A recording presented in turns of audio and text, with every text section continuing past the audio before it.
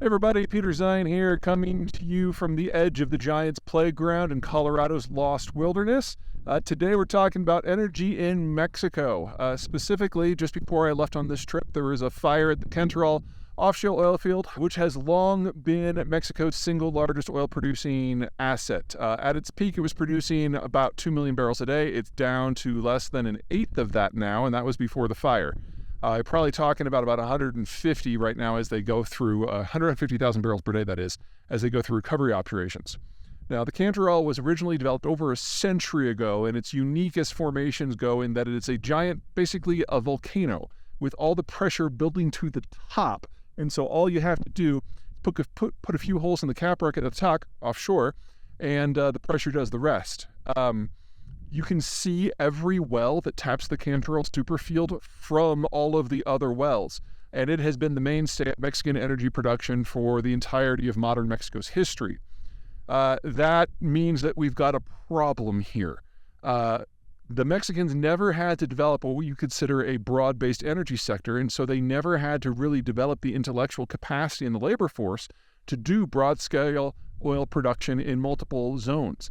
And so there's a lot of oil production in Mexico that by global standards would be very easy to develop, but the Mexicans absolutely lack the techniques and the skills and the capital that is necessary to do it themselves.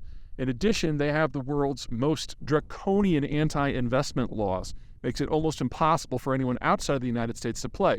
Now, as a country that borders the United States, those laws were set up with the idea of keeping the Americans out because they see that as a geopolitical weakness. I can see that point from their point of view. But it does mean that Mexico has seen their energy production drop bit by bit for decades, and there's really no hope to expect it to reverse anytime soon. Even though they do have some superfields, some of which are onshore, they just can't develop them themselves. Now, there's another problem. Because of the general incompetence of the Mexican state oil company Pemex, Mexico also is one of the world's largest importers of refined product, even though they're still technically an exporter of crude. And every drop of that comes from the United States.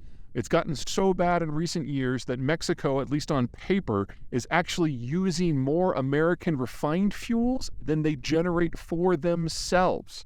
The current government under AMLO, that's Lopez Obrador is his last name, is building a refinery that honestly they probably don't know how to operate. And even if they did, it's kind of hard to have confidence that it's going to work because they already have refineries that are doing horribly. So we've got a bit of a boondoggle where the money should have been spent on things like, I don't know, skills development that is instead going on white elephant projects that are designed to make Mexico City sound good to itself. Where this takes us is Mexico is in basically a not-so-slow motion collapse as an energy producer of any type. And within the next few years, Mexico will certainly be a net energy importer, no matter how you're going to run the math. Now, that's not as bad as it sounds. It's not just the production that has fallen. It's also consumption that is rising. Remember that courtesy of NAFTA and NAFTA 2, Mexico and the United States are bolted together at the hip.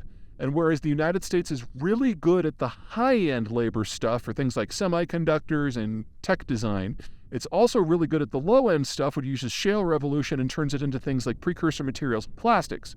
Mexico's good at everything in the middle, and its value add is arguably the best in the world. So it's not that the Mexicans don't have skills, they just don't have energy skills in the state monopoly sector. So it's perfectly capable for Mexico to have a successful future, even as it becomes more and more vulnerable to anything the United States does in energy. Now, with a country that is literally leaking mechanics and is excellent in metal manufacturing, should we get a change in approach in Mexico City, the idea that Mexico can get back into the energy game is not a ridiculous idea. But the current government is definitely more interested in lining its own pockets and making ideological statements than solving any of the endemic misaligned skills and corruption issues that have plagued the Mexican energy sector for the bulk of the last century. So at a minimum, we're going to need a change at the top before we can get a change in the energy sector. Don't see that happening this year. We can talk about it next year and the year after. All right, take care. Bye.